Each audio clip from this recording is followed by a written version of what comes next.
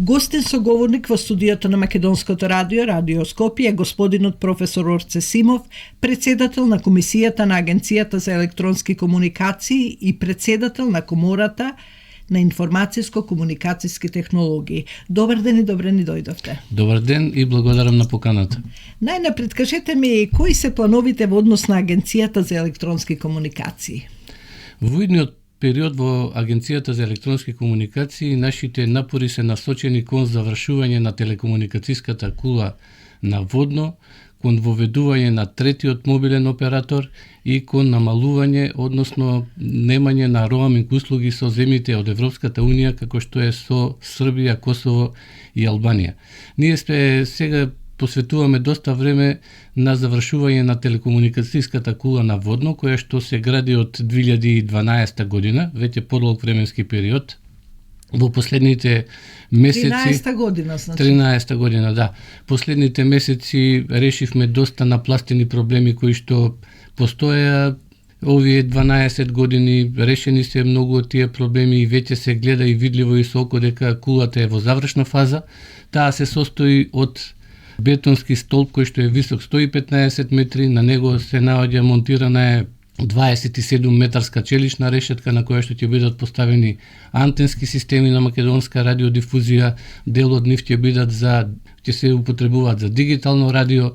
На таа 27 метарска челична решетка ќе се постави 15 метарска антена која што ќе се користи исто така од страна на македонска радиодифузија и на телекомуникацијската кула таа ќе има функционалности од повеќе сфери, дел ќе бидат од телекомуникацијска природа, значи сите антенски системи кои што се наоѓаат на врвот на водно од мобилните оператори, радија и телевизии ќе бидат поставени на тој телекомуникацијски објект. Во иднина доколку се појават нови оператори, нови субјекти на кои што им требаат антенски системи, тие нема да има потреба да градат објекти, да земаат дозволи за градење, да носат електрична енергија и други инфраструктурни зафати, туку веќе ќе постои готов објект на кој што ќе можат да ги монтираат своите антенски системи. Значи, кулата ќе има телекомуникацијска природа, потоа од естетска гледна точка изгледа прилично убаво, атрактивно, има неправилна геометриска закривена форма, атрактивен изглед, ќе има функции од туристичка природа.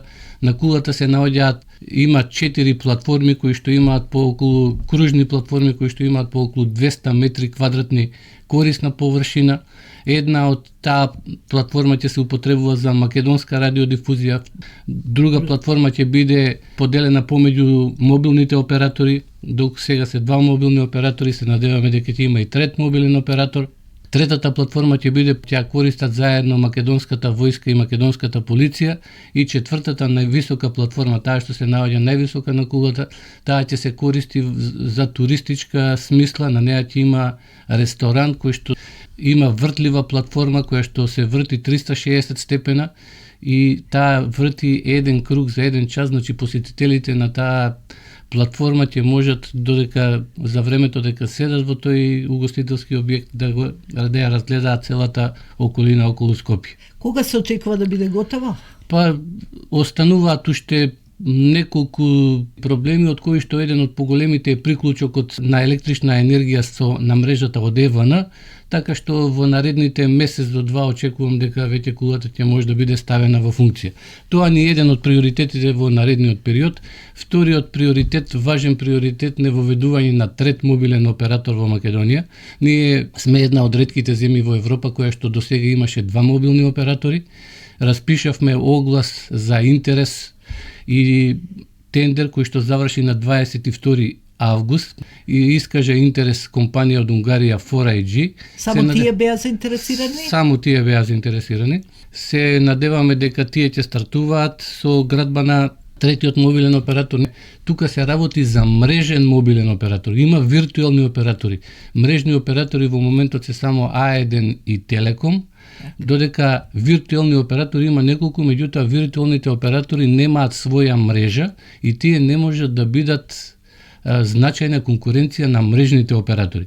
Ние сега ако ги гледаме пазарните бројки и поделбата на пазарот, некаде околу 47% со плюс минус, едниот има 47 запирка нешто, другиот е 46 запирка нешто, значи тие бројки се менуваат, значи они заедно имаат околу 94% од пазарот, останатите виртуелни оператори имаат нешто повеќе од 5%, значи не може да представуваат значајна конкуренција и само мрежен оператор кој што ќе изгради своја инфраструктура ќе може да представува значителна конкуренција која што ќе води кон намалување на цените према крајните корисници и зголемување на квалитетот на услугите. Што најмногу не интересира. Што најмногу не интересира. Тоа и не значи дека постоечките оператори ќе изгубат дел од приходите што годишно ги остваруваат, затоа што тие треба да се трудат преку мрежата што ја имаат, преку сервисите што ги да обезбедат и нови сервиси, нови услуги кои што се познати, присутни и развиени на светскиот пазар, да понудат нови производи и услуги према крајните корисници и на тој начин да се трудат да ги задржат приходите што ги имаат и во услови кога се појавува трет мобилен оператор. А според вас, како инженер, како професор, каква е телекомуникацијската мрежа и покриеност овде кај нас? Во моментот телекомуникацијската мрежа во Македонија кај нас е прилично добра. Не можеме да кажеме дека нема добра телекомуникацијска мрежа. Мобилните оператори обезбедуваат така наречена non-standalone 5G мрежа, како што е речиси секаде во светот. Тоа значи дека радиото, односно радиото брановите се од петата генерација 5G, меѓутоа јадрото на тој систем е се уште 4G и затоа тоа се вика хибридна 5G мрежа, односно non-standalone 5G мрежа, значи не е чиста 5G мрежа. Тоа оневозможува одредени услуги што ги даваат 5G мрежата, односно мобилната мрежа од петата генерација, одредени услуги не се достапни и сега доколку третиот мобилен оператор заврши успешно тендерот и тие почна да ја градат својата мрежа, тие ќе ја градат на чиста 5G мрежа, што значи дека ние ќе бидеме една од првите земји во Европа, па и во светот, која што ќе има чиста 5G мрежа. Тоа ќе ги натера и останатите оператори кои што планираа да ги завршат своите инвестиции за чиста 5G мрежа во 2027 година малку порано да го направат тоа. Значи, таа конкуренција ќе повлече напред да се добие подобар квалитет, пониски услуги и така натаму. Инаку покриеноста со сигналот во Македонија е добра, интернет конекциите се добри, тие ги задоволуваат потребите, стандардите и на граѓаните и на стопанството да може да работи. Меѓутоа, дигиталната трансформација како ни е потребна? Како истата да се спроведе според вас и се употребуваат термини дигитализација, дигитална трансформација? Која е разликата помеѓу нив всушност? Дигиталната трансформација е процес кој што е многу битен и за компаниите и за државните институции. Изминатите неколку години ние за жал живееме во времења на кризи. Кризата прво започна со здравствената ковид криза, потоа имавме енергетска криза, па финансиска криза, криза на трошоци за живот и така натаму. Економиите во многу земји во светот беа во рецесија, се намалуваа и многу студии покажаат дека земјите кои што се со повисок степен на дигитална трансформација на своите институции полесно ги пребродуваат кризите, а анализите исто така покажуваат дека дигитално трансформираните компании се многу подобри, побрзи, поефикасни, да имаат двојно поголеми стапки на иновации, многу побрзо креираат нови производи на пазарот, имаат многу повеќе канали на комуникација со крајните корисници и имаат многу повеќе извори на приход отколку не дигитално трансформираните компании. Тоа е една постапка која што е многу битна за компаниите, затоа што во иднина компаниите кои што нема дигитално да се трансформираат, тие многу потешко ќе функционираат, нема да бидат видливи од корисниците, затоа што младите генерации сега светот го восприемаат преку уреди кои што се поврзани на интернет. Некоја компанија, доколку не ги нуди своите производи и услуги на интернет, таа ќе биде невидлива за корисниците и тие ќе користат производи од услуги од други компании кои што се нивни конкуренти, кои што се дигитално трансформирани, кои што ги нудат производите и услугите преку интернет, и првите компании ќе губат приходи, што значи дека тие што нема дигитално да се трансформираат, се доведува во прашање нивниот опстанок. Инаку дигиталната трансформација тоа значи да се реобмислат, да се реиновираат процесите што ги има во компанијата. И откако ќе се реобмислат и реиновираат процесите, истите да бидат реализирани и преточени преку употреба на информациони системи, односно дигитална технологија. Тоа всушност представува дигиталната трансформација. Во однос на прашањето, тука се јавуваат повеќе термини, има дигитизација, дигитализација, дигитална трансформација. Што е разликата помеѓу нив? Так. Дигитизација значи да се добијат во дигитална електронска форма аналогни документи. Доколку имаме некакви документации во аналогна форма или доколку некакви записи, еве сега сме ние во македонското радио и македонска радиотелевизија, имаме аналогни записи на песни, на разни емисии и така натаму, тие да ги трансформираме и да ги добиеме во дигитална форма. Тоа е дигитизација. Или имаме некакви или имаме некакви документи, архиви на хартија. Кога ќе ги скенираме, тоа значи процесот на скенирање и претварање на тие документи од хартија во дигитална форма, тоа се вика дигитизација. Сите звучни записи што ги има во македонско радио, емисии во македонска телевизија што одамна се снимани, за да не го изгубат својот квалитет, за да ги зачуваме и понатаму, можеме да ги дигитизираме, да ги чуваме на повеќе места и да ги имаме во... Значи тоа не е дигитализација? Тоа е дигитизација. Претварање на аналогната форма, аналогните податоци во дигитални податоци се вика дигитизација. Понатаму често се сретнува и терминот дигитализација. Најчесто се сретнува дигитализација. Тоа значи дека постоечкиот начин на работа да го преточиме во софтвер и да овозможиме постоечкиот начин на работа да се работи преку информациони системи и преку софтвер. Тоа е добро, меѓутоа не е толку добро како тоа што е дигитална трансформација. Значи, затоа што дигиталната трансформација е процес во кој што ние прво треба да ги реобмислиме процесите што се работат во таа организација. Не да работиме така како што е досега. Не да дојде некоја компанија што развива софтвер и информациони системи и да се направи, да се опишаат постоечките процеси што се работат во таа организација, независно дали се работи за компанија или државна институција, и постоечкиот принцип на работа да се преточи во софтвер, туку прво да се реобмисли процесот на работа, да се оптимизира, да се укинат одредени траектории на движење на документи, да се оптимизира и во смисла на потребна документација, и во смисла на траекторија што треба да го помине одреден случај низ институциите на компанијата, односно државната институција, да се сето тоа откако ќе се реобмисли, откако ќе се оптимизира, тогаш да се преточи во софтвер. Тоа се вика дигитална трансформација. Значи овде ќе има многу предизвици, вака слушајки ве. Кои се главните во спроведување на оваа стратегија за дигитална трансформација?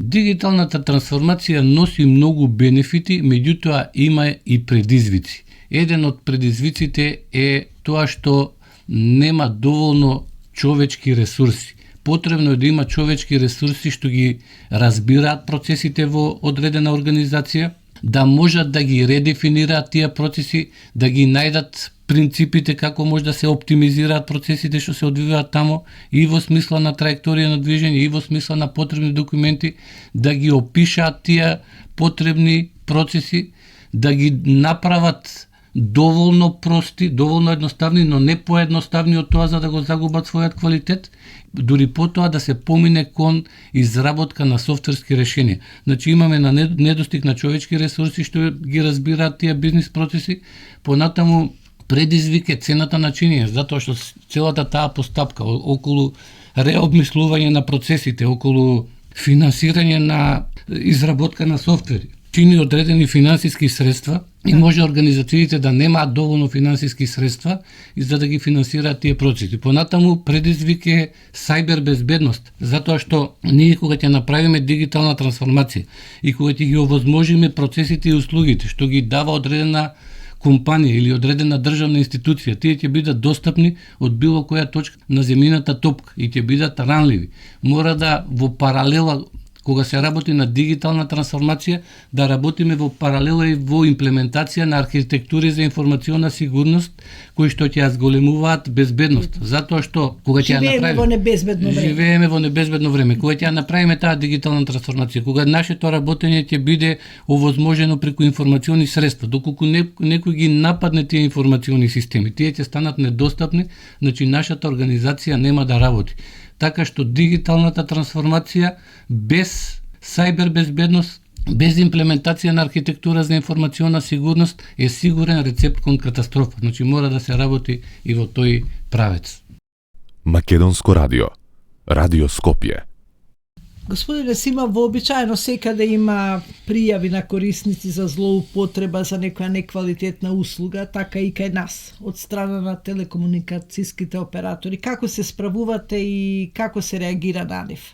Агенцијата за електронски комуникации е второто ниво за жалби на корисниците од телекомуникацијските услуги што ги добиваат. Корисниците на услугите прво поднесуваат жалби во операторите од кои што користат некакви услуги и во најголем дел тие ситуации и проблеми се разрешуваат таму. Доколку не се разрешат од операторот од кој што ја добиваат услугата, се почесто се случува, да, тогаш тие може да се обратат во Агенцијата за електронски комуникации, кај што имаме сектор за грижа на корисници и тој сектор за грижа на корисници сериозно работи кон решавање на тие проблеми, кон заштита на правата на корисниците. Ние често ги менуваме правилниците кои што кажуваат какви треба да бидат договорите, какви треба да бидат правата на корисниците, кои се обврските на операторите и така натаму. Се трудиме максимално во тој дел да ги задоволиме правата и на граѓаните и на компаниите кои што користат телекомуникацијски услуги во Македонија. 2024 година во Агенцијата за електронски комуникации во секторот за грижа на корисници имаше 376 жалби и кон сите тие беше прилично детално пристапено, голем дел од нив позитивно се разрешени. Во изминатиот период најголем број од жалбите беа поради високи сметки во роаминг од интернет и така натаму. Затоа во Агенцијата за електронски комуникации сериозно беше пристапено кон тој проблем, така што доколку некој корисник се наоѓа во странство, доколку нема интернет пакет или автоматски му се користат, му е вклучен интернетот, па се направи некој интернет сообраќај, при мал износ на сметката од околу 1000 денари автоматски тој ќе добие порака дека се потрошена таа сума, интернет услугата ќе биде стопирана, ќе му бидат дадени инструкции што треба да направи доколку сака да продолжи да користи податочен сообраќај, се наоѓа во странство, што значи дека сега од тој аспект немаме жалби на крајните корисници. Сега со воведување и затоа настојуваме и тој трет мрежен мобилен оператор да стане достапен на пазарот во Македонија и на тој начин да добиеме и поголем квалитет, да се намалат цените на услугите и граѓаните и стопанството кои што живеат и работат во Македонија да бидат позадоволни од аспект на тоа што ги нуди телекомуникацијскиот пазар. Да се надеваме и да веруваме дека така и ќе биде. Регулирање на цените во интерес на граѓаните, сами ги споменавте.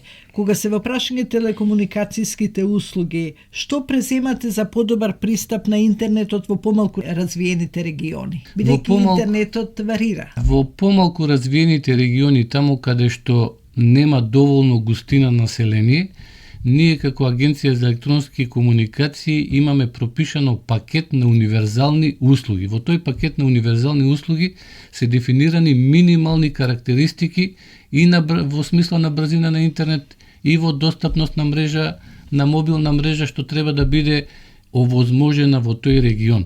Така што се избира на тендер одреден оператор кој што ќе го обезбедува во ретко населените подрачја на Македонија тој пакет на минимални универзални услуги и тој пакет го овозможува тој оператор така што се финансира, односно му се плаќа за тие услуги што го обезбедува таму, а што комерцијално не се исплатливи, затоа што имаме ретка густина на населението и тоа се дофинансирува од одреден компензацијски фонд кој што го имаме во Агенцијата за електронски комуникации, така што во било кое населено место во Македонија ние овозможуваме да има задоволителен пакет на универзални услуги и во смисла на достапност на мрежа и во смисла на брзина на интернет, која што во моментот во тие региони изнесува 12 мегабита во секунда, а планираме во најскоро време таа карактеристика на минималниот пакет да се зголеми на 30 мегабита во секунда. Така што во тој дел, во тој дел ги следиме и европските практики. Секогаш постојат некои работи што имаат предност пред останатите. Кои се за вас? Сега во овој период, ако зборуваме во смисла на Агенција за електронски комуникации, тоа што сакаме да го направиме покрај работите што ги спомнавме е да ги зголемиме капацитетите на МКД ЦИРТ. ЦИРТ е компјутер, има две дефиниции, тоа е скратеница од компјутер, некои го викаат Computer Incident Response Team, други е Cyber Security Incident Response Team. Тоа е тим кој што штити информациони системи од сайбер напади. Во Македонија тој МКД ЦИРТ во моментот се наоѓа во Агенцијата за електронски комуникации. Пред неколку месеци е донесен нов закон за сайбер безбедност, затоа што рековме дека дигиталната трансформација без сайбер безбедност е опасност и сигурен пат кон катастрофа. Ние во изминатиот период бевме сведоци колку информациони системи и на приватни компании и на државни институции беа нападнати, дека тоа носи кон големи финансиски штети, можат податоци да бидат криптирани со ransomware, да биде баран откуп за нив, дури да се плати податоците да не бидат отклучени.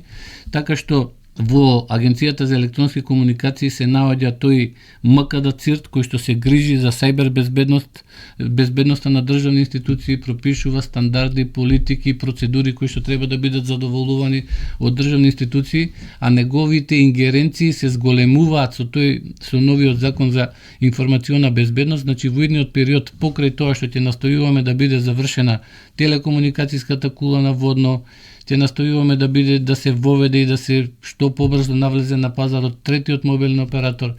Ќе работиме на немање роаминг услуги со земјите од Европската Унија. Исто како што нашите граѓани кога патуваат во Албанија, Србија и Косово, знаеме дека нема роаминг услуги, можеме да разговараме, да правиме и појдовни и дојдовни повици, исто како да се наоѓаме во Македонија. Тоа не се плаќа нешто посебно. Во истиот период фокус ќе ни биде ставени на тоа да се направи таков договор, односно немање на роаминг да биде овозможен и со сите земји членки на Европската Унија, и во наредниот краток временски период нашиот фокус ќе биде ставен на тие прашања. Навистина е убаво тоа да се случи. Кога говоревме за дигиталната трансформација во малите средните предпријатија, би ве запрашала што представува Innovate EDIX и кои услуги ги обезбедува за да ја подржи токму таа дигитална трансформација? Innovate EDIX е Европски дигитален иновацијски хаб. Тоа е проект кој што 50% е финансиран од Европската Унија, 50% од македонската влада, и во тој проект се вклучени 11 субјекти. И јас таму сум вклучен како председател на Комората за информацијско-комуникацијски технологии во Македонија. Ние сме партнери како Сојуз на стопански комори, еден од 11 партнери во тој проект, и наша цел со тој проект е да помогнеме на микро, малите и средните компании полесно дигитално да се трансформираат, да овозможиме тие полесно да иновираат, затоа што иновациите, тие се мотор за економски раст и развој, тие овозможуваат компаниите кои што имаат иновативни услуги побрзо да се развиваат, да генерираат поголеми приходи, да имаат додадена вредност, на тој начин да го зголемуваат и стандардот на граѓаните, на нивните вработени, да може да даваат поголеми плати. И како оди за сега тоа? Проектот почна оваа година од јануари, така што за сега оди прилично добро.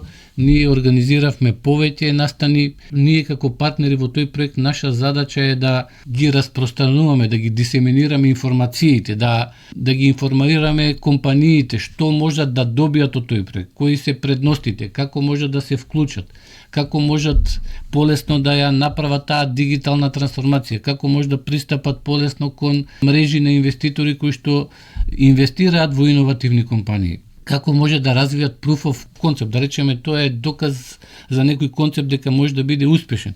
Има околу 15 на услуги кои што се 100% бесплатни за нашите компании. Тие треба да аплицираат во Innovate EDIC проектот. Има многу направен, убав и содржаен вебсайт innovateedic.mk. Нема конкурси кои што се отворени во одреден временски период и трае до одредено време, туку конкурсот е цело време отворен, било кога може да аплицираат, се аплицира едноставно преку вебсајтот.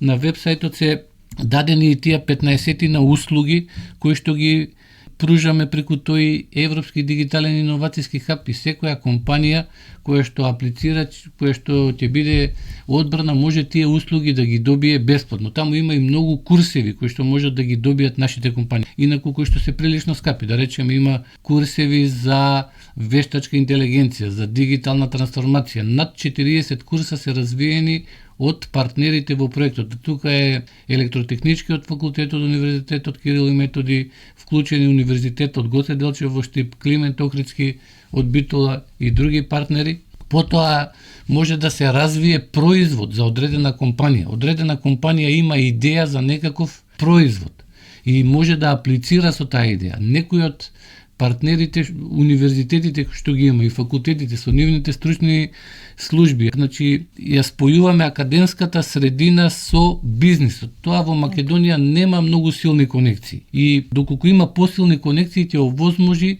и поголем развој на бизнисот, поголем раст на бруто домашниот производ, а и со тоа и приближување на нашата економија кон развиените земји. Македонско радио.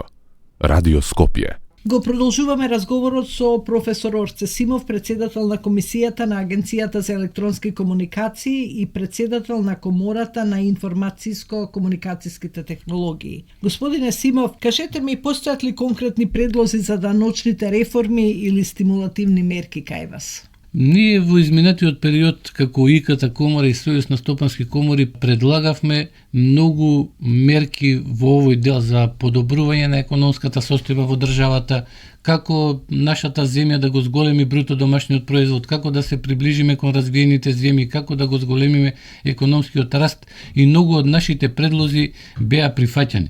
Ние, за да ја намалиме разликата во платите што ја имаат нашите граѓани, нашите работници во Македонија со тоа што го имаме во Европска унија, треба да го удвоиме нашиот бруто домашен производ за 10 години. За да го направиме тоа ни е потребен економски раст од 7% годишно. А за да го достигнеме тој економски раст од 7%, ни се потребни повеќе економски и структурни реформи во повеќе сфери. Ние тоа сме го предлагале, да речеме, треба да се намалуваат бирократските процедури. Треба да се тоа што представува како една процедура која услуга што е и према граѓаните, и према стопанството, треба да се максимално да се оптимизира толку колку што е потребно. Истите да бидат достапни преку дигитални средства, да може преку компјутер или преку мобилен телефон да се извршуваат услугите што ги даваат институциите и за граѓаните и за стопанството. Значи државата мора да оди и тука јасен е правецот кон дигиталната трансформација. На тој начин ќе се намалува и корупцијата, затоа што нема да има потреба да се оди на шалтери, па таму луѓето да се сретнуваат со одредени лица на тие шалтери, па во хартија да ги даваат предметите, па тие да се чуваат во одредени фиоки и така натаму. Сето тоа ќе биде достапно преку информација. Па има кавги во редови. Да, има кавги во редови. Сето тоа ќе биде достапно преку информациони системи, па ќе може да се види кај се наоѓаат предметот, на кое место е застанат во таа патека на движење, па кај се создава течно грло, па таму ако треба и самите институции ќе можат полесно да водат политики, тоа е многу работа. Да ги зголемат своите. Да, тоа е многу работа, меѓутоа тоа е потребно затоа што самото таа намалување на бирократските процедури овозможува полесно функционирање на бизнисот и може да има влијание кон растот на бруто домашниот производ од дури 25%. Ние сега ако остваруваме околу 3% раст на бруто домашниот производ, доколку ги скратиме овие бирократски процедури, доколку ја направиме таа дигитална трансформација и на државната и на локалната управа, тие 3% ќе ги зголемиме на 1/4, значи само по тој основ ќе дојдеме на 3,75% раст. На нас ни е потребно да го подобриме образованието. Едно од клучните работи, затоа што ние сега се наоѓаме, може да се каже, во тешка состојба. За да излеземе од таа тешка состојба, први чекори треба да бидат тоа што треба да се подпреме на најдобрите поединци. Се наоѓа општеството и државата во тешка состојба. Што е прво што треба, први чекори што треба да ги направиш? Да ги вклучиш во сите процеси најдобрите поединци што ги имаш.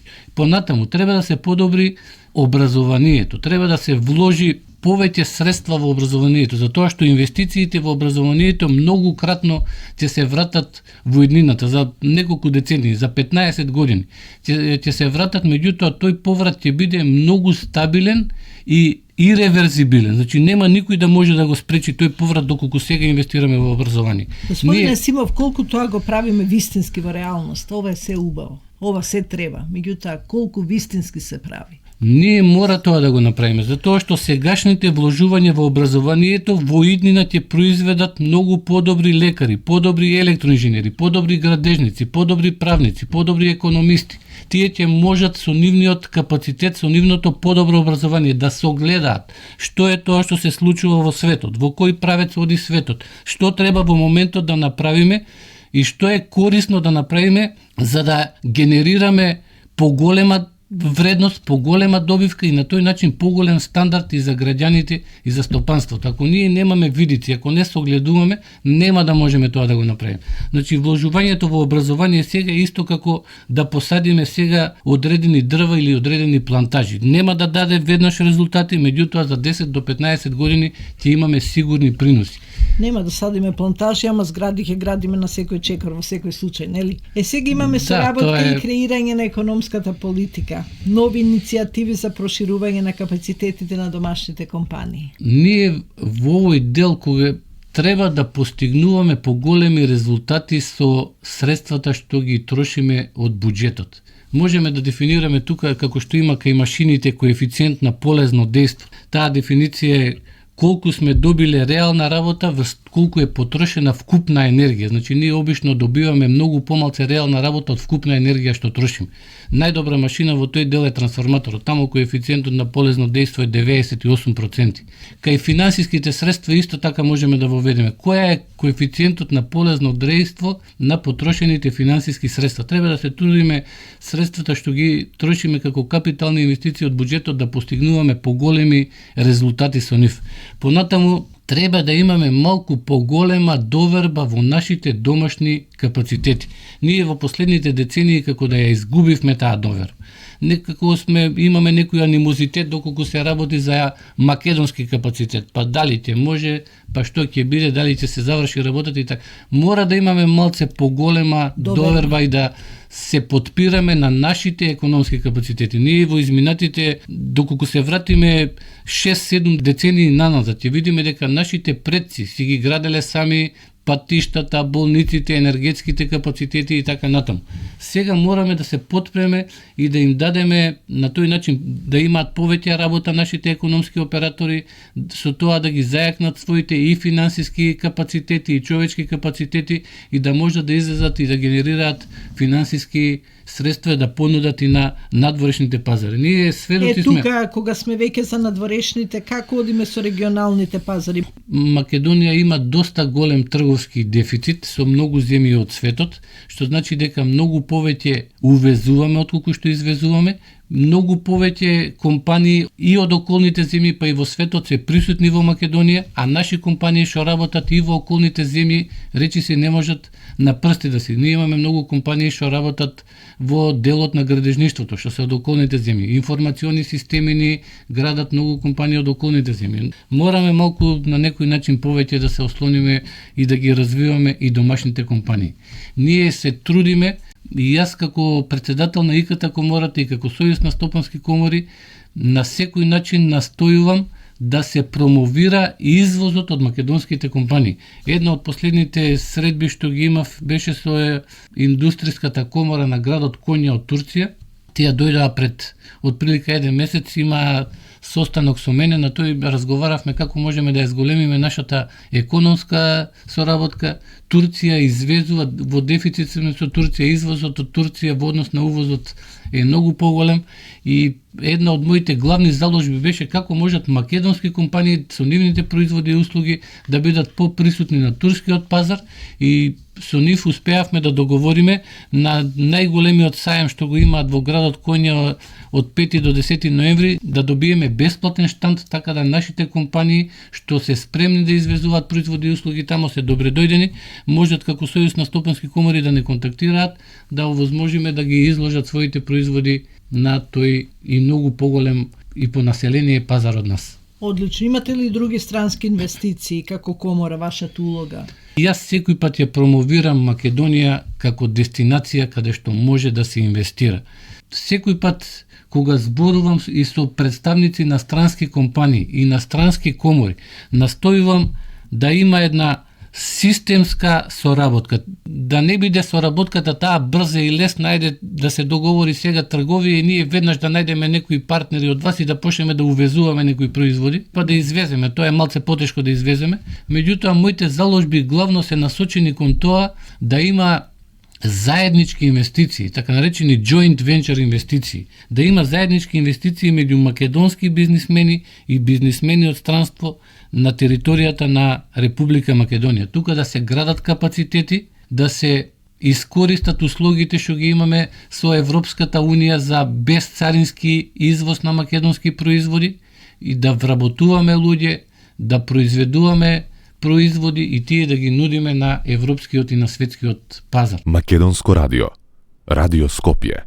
Господине Симов, како ја оценувате моменталната состојба од аспект на приватниот сектор кај нас? Приватниот сектор прилично тешко функционира изминатите години. Некако тие тешкоти се зголемија последните 5-6 години од како почна ковид кризата, па финансиската криза, енергетската криза и така натаму. Од криза во криза. Од криза во криза. Еден од поголемите проблеми кои што се соочуваат македонските компании, тоа е недостиг на квалификувана и неквалификувана работна сила. Нема луѓе за работа, бидејќи компаниите не наоѓаат соодветни лица кои што можат да ги спроведуваат нивните дневно оперативни работи кои што треба да ги извршуваат. Платите во последните 7-8 години растат многу побрзо од што расте бруто домашниот производ, стапката на бруто домашен производ. Тоа не значи дека платите во Македонија се многу големи. Платите сме свесни дека не се многу конкурентни, дека се ниски, дека ние треба да работиме кон тоа да ги зголемуваме и нашите граѓани да бидат задоволни од живењето во Македонија, затоа што Македонија се наоѓа на одлично климатско-географска позиција и навистина е штета нашите луѓе, нашето население да емигрира и да се населува во земји каде што имаме многу по климатски лоши услови за живот, кај што не сме домаќини во тие земји, каде што немаме роднини и пријатели. Треба да се потрудиме да го нашиот систем да го подобриме, да го оптимизираме и тука нашите граѓани да имаат да бидат задоволни од животот во Македонија. Меѓутоа, од аспект на приватни компании, недостигот на работна сила, која што причини за тој недостиг има повеќе, на крајот завршило во тоа да платите растат многу побрзо од што растат приходите на компанијата. Па не растат побрзо од цените во маркетите, јас би рекла. Цените во маркетите растат и цените на земјоделските производи растат затоа што нема кој да работи на нашите ниви. Ние многу често се представуваме како земјоделска земја, дека Македонија е земјоделска земја. Меѓутоа, ако ги погледнеме параметрите, ќе видиме дека 2024 година ние сме увезле храна за 1,67 милиони евра. Значи, за над милиарда имаме увоз на храна, а сме извезле околу 550 милиони евра. Значи, имаме дефицит само во однос на увоз на земјоделски производи над пола милиарда евра. Во последните 20 години намалено е површините кои што се засадуваат од земјоделски површини од 316.000 хектари на 264.000 хектари. Значи имаме намалување на 20% на засадените површини. Значи се помалку работиме, се помалку произведуваме земјоделски производи, произведуваме помалку прехранбени производи, произведуваме друго. И економската логика покажува дека тие производи ќе растат. Кога сите сакаме имаме голема желба да работиме во државни институции, кога сакаме да работиме во канцелари, а намалена е мотивацијата и желбата за работа и во приватниот сектор, и во земјоделието, и во индустријските гранки. сигурен дека тоа ќе води кон раст на цената на производите. За крај, дали има нешто што сакате да кажете, а не ве прашав? Па кажавме повеќе аспекти, се осврнавме на повеќе сфери и на образование, и на бизнис, на Агенција за електронски комуникации, на стопански комори. Тоа што би сакал јас е сите ние како денешна генерација македонци што живееме на овие простори, многу повеќе да се потрудиме, многу повеќе да се вложиме. Нашата земја која што е навистина убава, која што навистина се наоѓа на прекрасно климатско-географски услови, да ја направиме многу подобра земја за живење, да биде посакувана и пожелна и бројот на нашето население наместо да се намалува од година во година, како што покаже и последниот попис дека имаме 1.850.000 жители, наместо да се намалува таа бројка да се зголемува и задоволството од живот во Македонија да биде поголем. Јас ви благодарам, господине Симов. Гостин во изминатите минути во Радио Спектарот беше професор Орце Симов, председател на Комисијата на Агенцијата за електронски комуникации и председател на Комората на информатиско-комуникацијски технологии. Ви посакувам успех во понатамошното работење. Благодарам многу и благодарам уште еднаш за поканата.